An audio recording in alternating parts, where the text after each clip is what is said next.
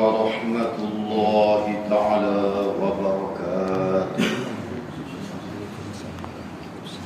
الله أكبر الله أكبر الله أكبر الله أكبر الله أكبر الله أكبر الله أكبر الله أكبر الله أكبر الله أكبر كبيرا والحمد لله كثيرا.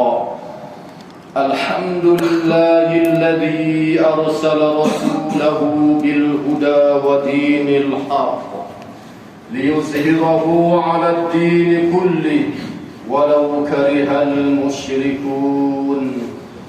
أشهد أن لا إله إلا الله وأشهد أن محمدا عبده ورسوله صلوات الله على النبي وعلى آله وصحبه أجمعين.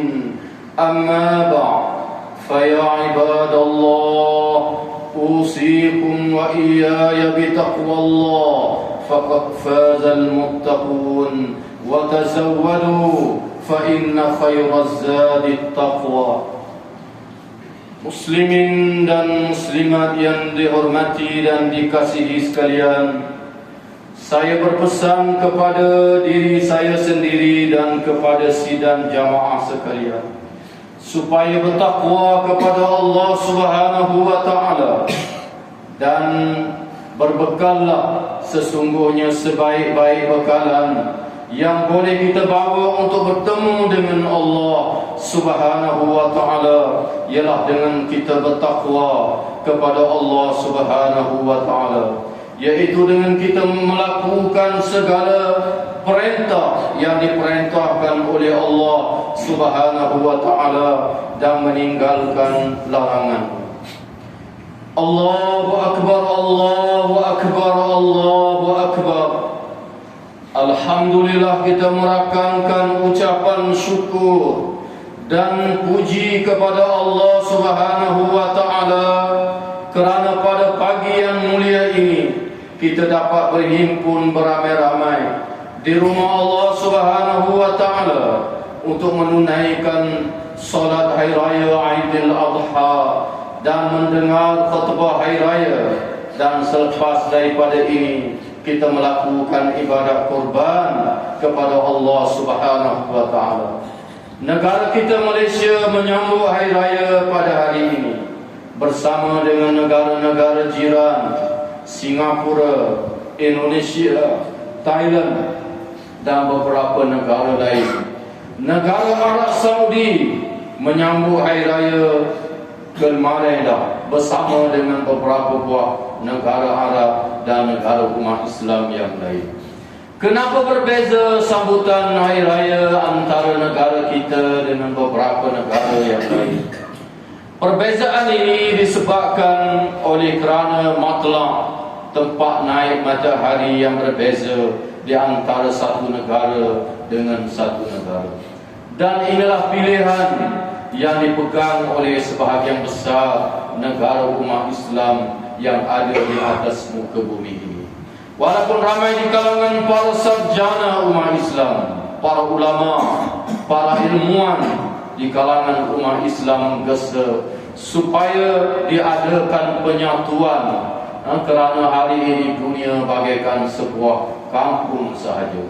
Walau bagaimanapun pilihan di kalangan pemerintah umat Islam, hampir keseluruhan di seluruh dunia memilih melihat anak bulan di tempat masing-masing, yang menyebabkan kadang-kadang negara berjiran menjadi berbeza sambutan hari raya, sama ada hari raya Aidil Fitri maupun hari raya Aidil Adha. Negara kita melihat anak bulan di awal bulan Zulhijjah, tak nampak anak bulan, maka kita raya hari Ahad. Beberapa negara Saudi dan lain-lain dapat melihat anak bulan, mereka raya awal hari Sabtu, mereka sudah melakukan hari raya. 9 Zulhijjah mereka wukuf di hari Arafah. Begitulah gambaran tentang sambutan hari raya umat Islam yang ditetapkan oleh Allah dan Rasulnya sallallahu alaihi wasallam, dengan kita melihat anak bulan di tempat masing-masing yang akhirnya membawa perbezaan pada hari sambutan hari raya. Walau bagaimanapun tidak menjadi halangan kepada kita terus melakukan syiar menyambut hari raya ini mengikut negara masing-masing.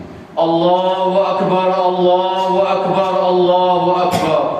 Alhamdulillah, pada tahun ini Kerajaan Negara Saudi Arabia mengizinkan para hujjaj, para jamaah haji dengan jumlah yang lebih besar berbanding dengan 2 tahun yang lalu, di mana pada tahun ini diberikan kota dan keizinan melakukan ibadat haji kepada umat Islam daripada seluruh pelosok dunia, sekitar 1 juta jamaah haji yang mewakili umat Islam yang paling ramai dalam sambutan ibadah haji ini ialah negara Indonesia dengan kotanya sekitar 100,000. Negara kita alhamdulillah diberi kota untuk mewakili kita umat Islam di Malaysia seramai 14,000 umat Islam dari negara kita bertolak ke Makkahul Mukarramah untuk melakukan ibadah haji bersama dengan umat Islam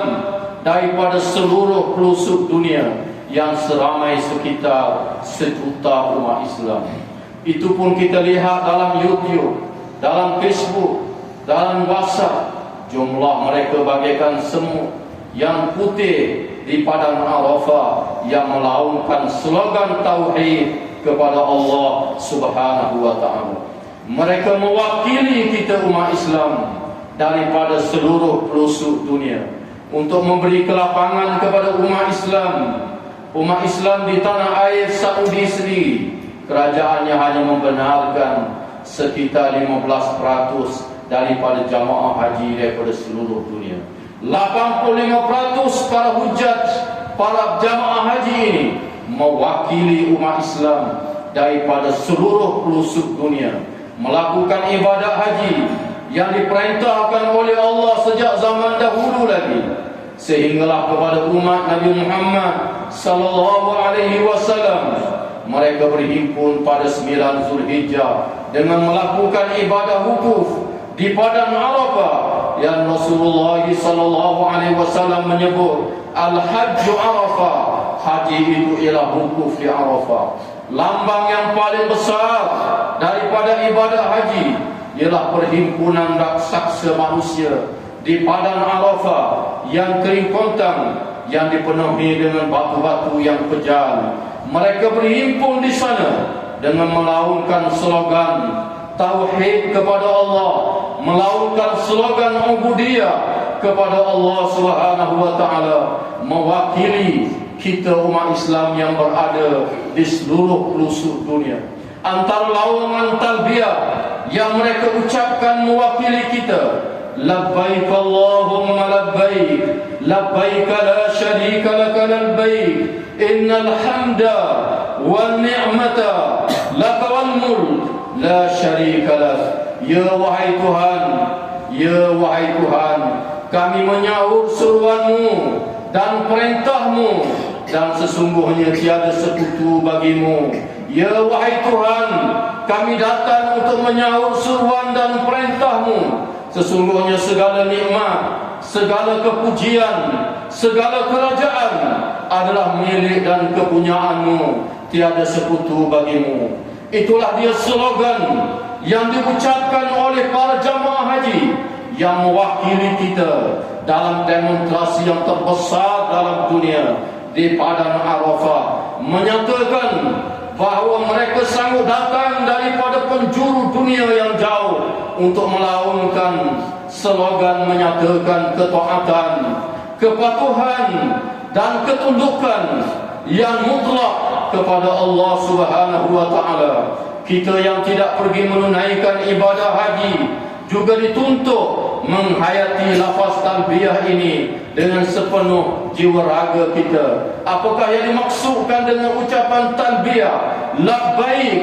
Dengan makna yang sangat mendalam Al-Imam Ibnu Hajar rahimahullahu ta'ala anhu di dalam kitabnya Fathul Bari dan juga lain-lain ulama di kalangan umat Islam menyatakan bahawa lafaz talbiyah ini ialah sautan kepada Allah Subhanahu wa taala.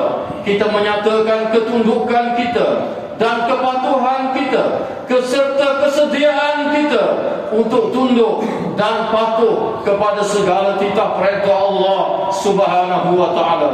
Bukan sahaja menyahut untuk melakukan ibadah haji yang diperintah oleh Allah, bahkan semua perintah Allah yang ada di dalam Al-Quranul Karim dan sunnah Rasulullah sallallahu alaihi wasallam, kita berikrar untuk menjunjung dan mematuhinya. Sebab itulah menjadi suatu hikmah yang besar.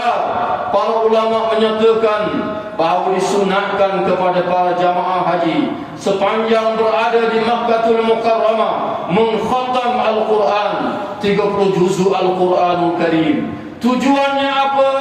Tujuannya ialah untuk memahami hukum hakam yang ada di dalam Al-Quranul Karim, berazam dengan sepenuh jiwa raga untuk mengamalkan apabila balik ke tanah air masing-masing, dan mengajak seluruh muslimin untuk taat dan patuh kepada seluruh ajaran Al-Quran dan sunnah Rasulullah sallallahu alaihi wasallam. Itulah dia ikrar, itulah dia slogan ubudiyah, slogan menolak segala bentuk syirik kepada Allah Subhanahu wa taala. Kalau inilah yang dilaksanakan umat Islam, maka umat Islam menjadi umat yang sebenar, terutamanya para jamaah haji yang mewakili kita. Maka tidak ada balasan yang akan diberi oleh Allah kepada mereka melainkan syurga pada hari kiamat kelak, apabila dia menunaikan dan melaksanakan segala ikrar dan janji yang dilaungkan di padang Arafah dan di tanah suci. Rasulullah sallallahu alaihi wasallam bersabda, Al-hajjul mabrur laisa lahu jazaa illa al-jannah. Tidak adalah balasan kepada haji mabrur, haji yang diterima di sisi Allah Subhanahu wa taala, melainkan syurga Allah Subhanahu wa taala pada hari kiamat kelak. Allahu akbar, Allahu akbar, Allahu akbar.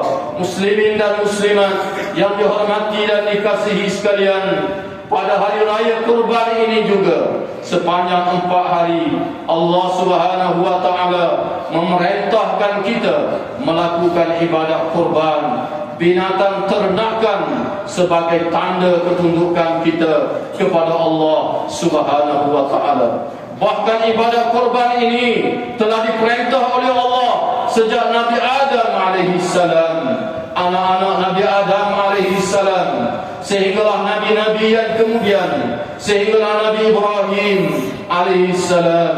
Nabi Ibrahim alaihi salam diperintah oleh Allah Subhanahu wa taala mengorbankan anaknya yang dicintai, anaknya yang disayangi, yaitu Nabi Ismail alaihi salam. Inilah cerita yang akan dikhabarkan kepada kita oleh para khatib di seluruh dunia Islam apabila menyambut hari raya Aidil Adha, yaitu peristiwa pengorbanan Nabi Ibrahim alaihi salam, pengorbanan yang tidak ada tandingnya, contoh di dalam sejarah pengorbanan terhadap Allah Subhanahu wa taala.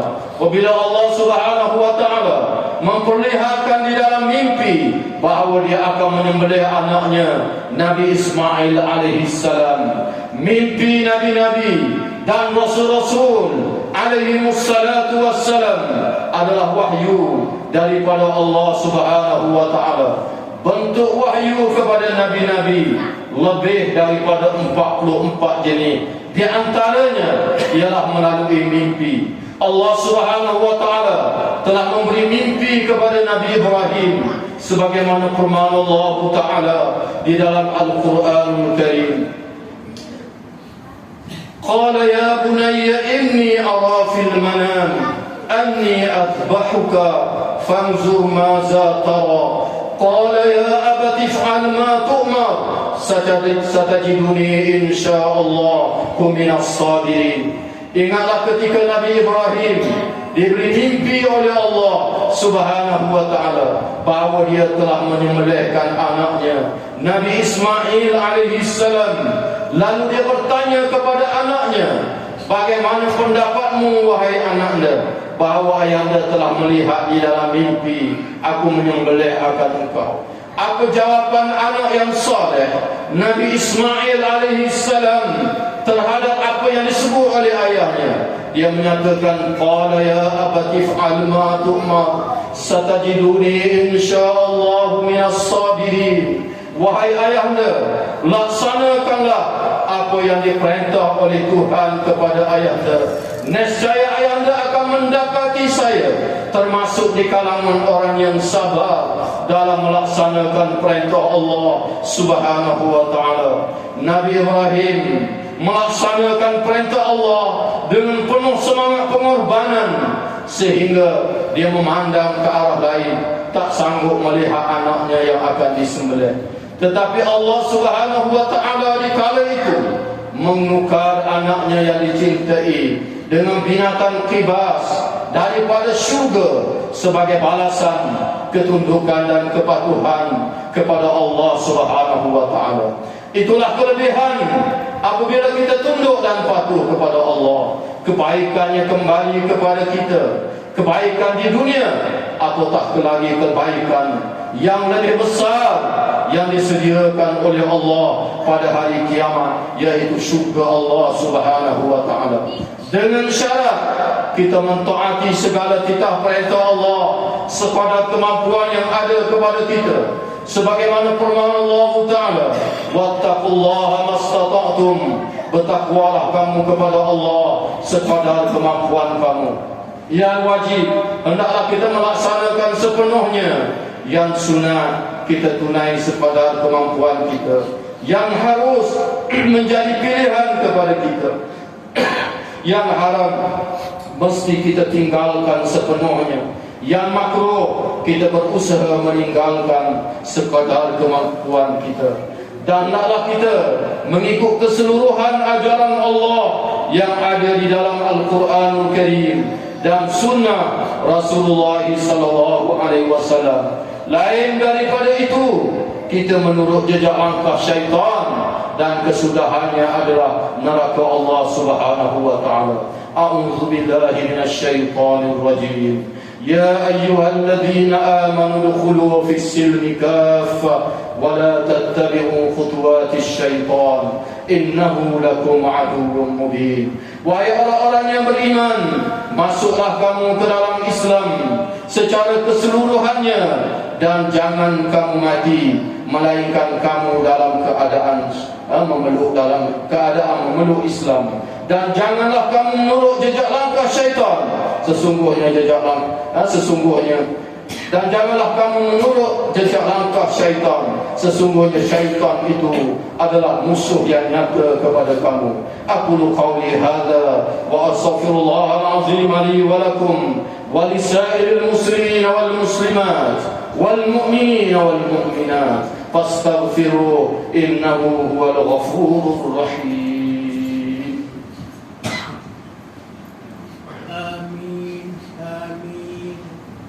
يا موفق الطائعين وفقنا لطاعتك أجمعين وتب علينا وعلى المسلمين والمسلمات واغفر ذنب من يقول أستغفر الله العظيم ونستغفر الله.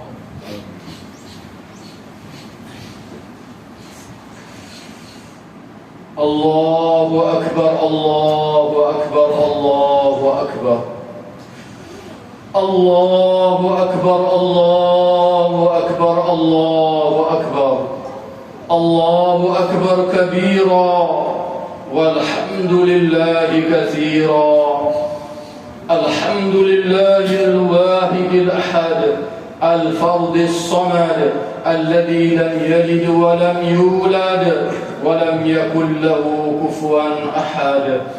أشهد أن لا إله إلا الله وأشهد أن محمدا عبده ورسوله وصلوات الله على رسوله وعلى آله وصحبه أجمعين أما بعد يا أيها الذين آمنوا اتقوا الله حق تقاته ولا تموتن إلا وأنتم مسلمون.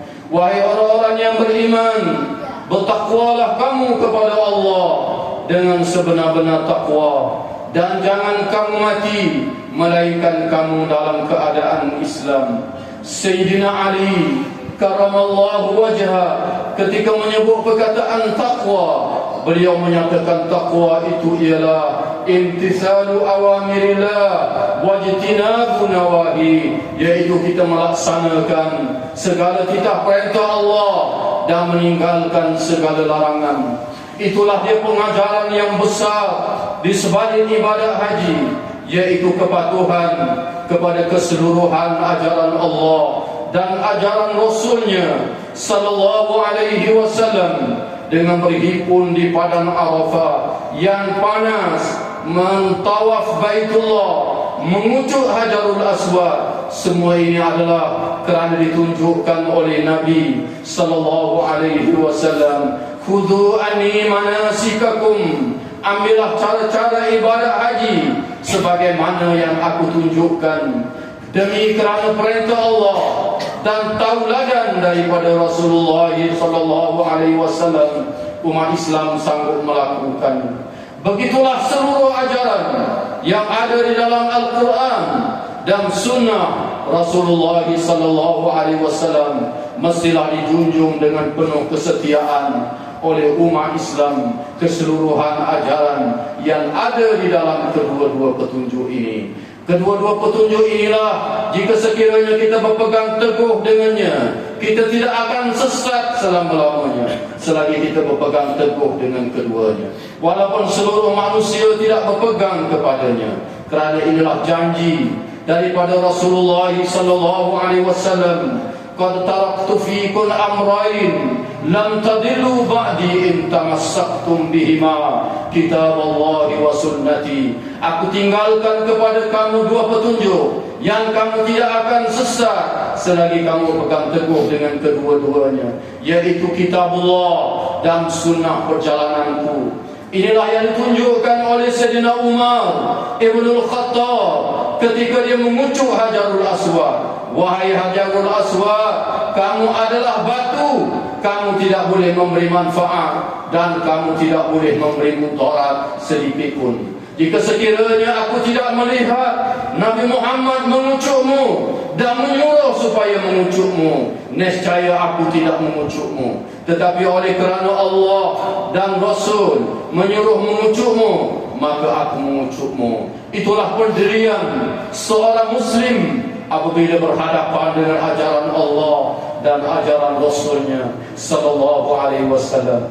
Marilah pada hari yang mulia ini, di saat kita bergembira dengan hari raya dan memakan makanan korban, kita tak lupa untuk bersalawat kepada junjungan besar Nabi Muhammad sallallahu alaihi wasallam, kerana perintah Allah di dalam Al-Quranul Karim, innallaha wa malaikatahu yusalluna 'alan nabi ya ayyuhalladzina amanu sallu 'alaihi wa sallimu taslima. Allahumma salli 'ala sayyidina Muhammad wa 'ala ali Muhammad kama sallaita 'ala Ibrahim wa 'ala ali Ibrahim. اللهم بارك على محمد وعلى آل محمد كما باركت على إبراهيم وعلى آل إبراهيم في العالمين إنك حميد مجيد. اللهم اغفر للمسلمين والمسلمات والمؤمنين والمؤمنات الأحياء منهم والأموات. اللهم اغفر لنا ولإخواننا الذين سبقونا بالإيمان ولا تجعل في قلوبنا غلا للذين آمنوا ربنا إنك رؤوف رحيم. اللهم سلم ديننا وسلم توحيدنا وسلم معرفتنا. اللهم سلم أهلنا، اللهم سلم أولادنا، اللهم سلم صحتنا، اللهم سلم قريتنا هذه، اللهم سلم ولايتنا ولاية ترنجانو، اللهم سلم بلادنا بلاد ماليزيا، اللهم سلم بلاد المسلمين جميعا، اللهم سلم كل شيء ما أعطيتنا يا أرحم الراحمين. اللهم حبب إلينا الإيمان وزينه في قلوبنا، وكره إلينا الكفر والفسوق والعصيان، واجعلنا من الراشدين، واجعلنا من عبادك الصالحين، واجعلنا من المتقين. اللهم ربنا هب لنا من أزواجنا وذرياتنا قرة أعين واجعلنا للمتقين إماما. اللهم ربنا تقبل منا صلاتنا وصيامنا وركوعنا وسجودنا وعباداتنا التامة، واغفر لنا ذنوبنا عامة، ولا تعذبنا يوم القيامة إنك على كل شيء قدير. اللهم اغفر لنا ذنوبنا جميعا يا الله، لا يغفر الذنوب إلا أنت يا الله. اللهم اغفر لنا ذنوبنا عامة يا أرحم الراحمين، لا يغفر الذنوب إلا أنت يا الله. فاغفر لنا يا رحمن، فاغفر لنا يا ذا الجلال والإكرام. اللهم ربنا ظلمنا أنفسنا وإن لم تغفر لنا وترحمنا لنكونن من الخاسرين. اللهم انصر إخواننا المجاهدين في فلسطين، اللهم انصر إخواننا المجاهدين في فلسطين، اللهم انصر إخواننا المجاهدين في كل مكان وزمان يا أرحم الراحمين. اللهم انصر الإسلام والمسلمين، وأذل الشرك والمشركين والكفر والكافرين والنفاق والمنافقين والظلم والظالمين.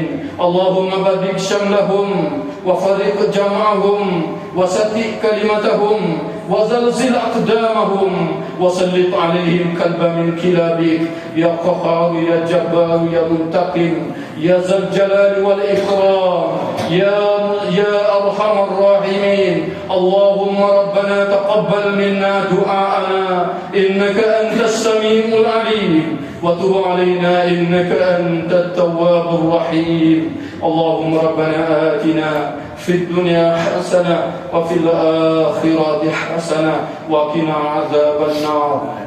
وصلى الله على سيدنا محمد وعلى آله وصحبه أجمعين، والحمد لله رب العالمين. آمين يا أرحم الراحمين.